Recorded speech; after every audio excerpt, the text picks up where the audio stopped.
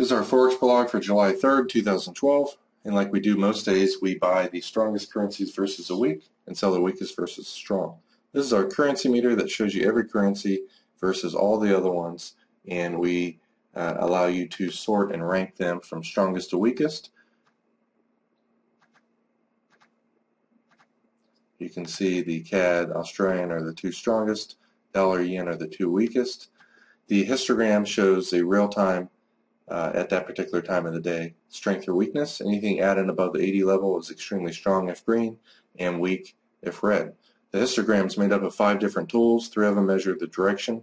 In this case, the CAD is going versus all the rest, and 2 of the 5 measure the intensity.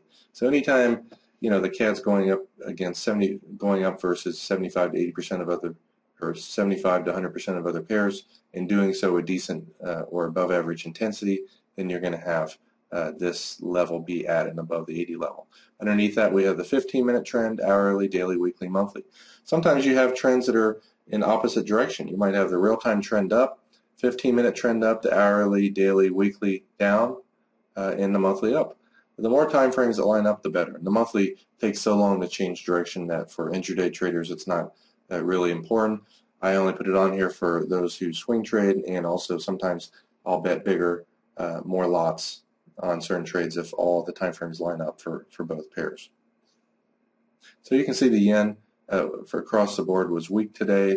Most of the peaks to the downside were more than the counter trend moves up, and that's what you want to look for.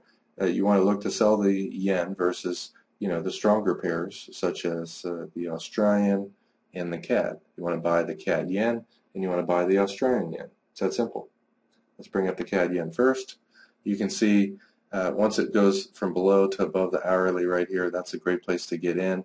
When it's at the hourly, usually it finds resistance there. That's why we have some sell signals. Once it busts out, you want to go long. Here's the first buy signal. It goes up. You don't really want to buy a small pullback like that, especially when it's near the upper band. You don't want to wait for a bigger pullback, especially right down to the hourly like this one right here, and you can see it continued on up another 50 pips. Today was a pretty dead day too, by the way, so a 50 pip move today is one of the bigger ones actually. This one's also strong.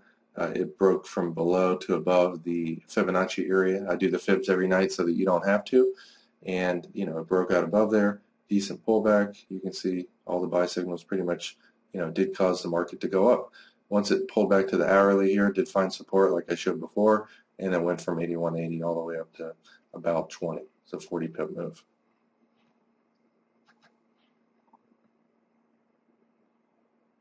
Let's try to find any other pairs that a lot of these pairs like the Euro New Zealand or Euro CAD I don't leave running, and some of our tools are live only tools, so I can't show those, especially with the real-time momentum.